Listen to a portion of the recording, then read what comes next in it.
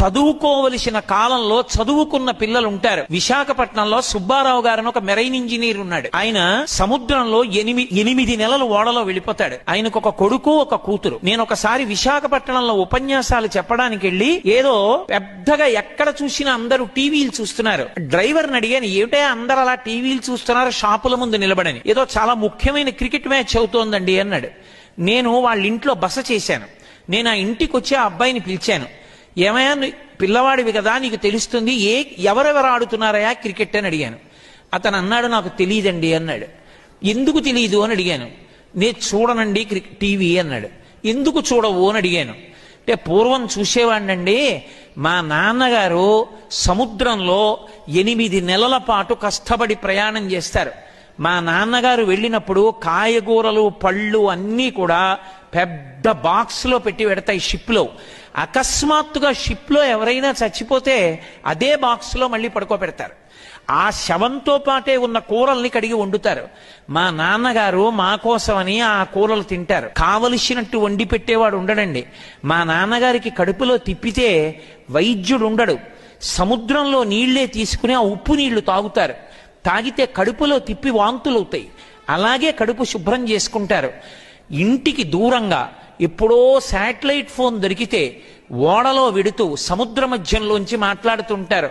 మా నాన్నగారు ఇంత త్యాగం చేసి డబ్బు సంపాదిస్తున్నది మా కోసం. అటువంటి మా నాన్నగారు నన్ను ఒకటి అడిగారు, ఒరే నువ్వు ఐఐటిలో చదువుతుండగా నాకు చూడాలనుందరా అని అడిగారు. అంత కష్టపడిన మా నాన్నగారు సంతోషించేటట్టు నేను ఐఐటిలో సీట్ రావాలని, ఆ సీట్ వచ్చే వరకు టీవీ చూడనని శపథం చేశానండి, అందుకు టీవీ చూడనన్నాడు. నేను 2 సంవత్సరాలు ఇంటర్మీడియట్ అయిపోయిన తర్వాత కనుక్కున్నాను ఆ అబ్బాయికి ఏమైంది అని. వాడికి ఐఐటిలో సీట్ రాలేదు. ఆర్ఈసి ట్రిచీలో సీట్ వచ్చింది.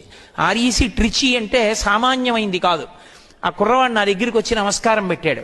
నేను అడిగాను, ఏమయ్యా నీకు ఐఐటిలో సీట్ రాలేదు కదా, ఆర్ఈసీలో వచ్చింది కదా, తృప్తేనా అని అడిగాను. వాడు ఏం మాట్లాడలేదు, అలాగే నించున్నాడు.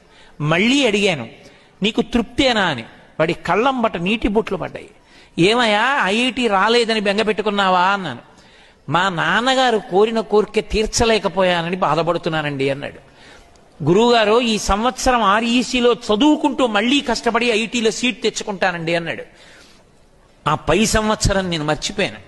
అతను అకస్మాత్తుగా వాళ్ళ అమ్మగారితో నాన్నగారితో కలిసి వచ్చాడు. కలిసి వచ్చి నాకు నమస్కారం పెట్టాడు. నమస్కారం పెడితే ఏమైంది అని అడిగాను. నాకు ఐఐటిలో సీట్ వచ్చింది గురువుగారు, ఐఐటి అహ్మదాబాద్లో నేను ఇప్పుడు చదువుకోవడానికి వెళ్ళిపోతున్నానండి అన్నాడు. ఇవాళ ఆ అబ్బాయిని విదేశాలు స్టడీ టీంలోకి పిలిచాయి. విదేశాల్లో అతను స్టడీ టీమ్స్లో వెడుతున్నాడు.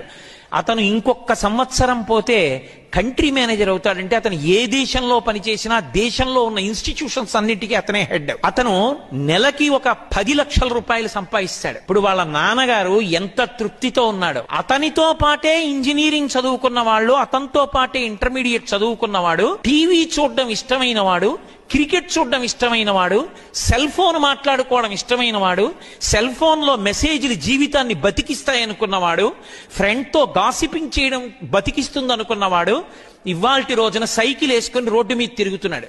ఎక్కడో ఒక చీప్ ఇంజనీరింగ్ కాలేజీలో చదువుకుంటూ.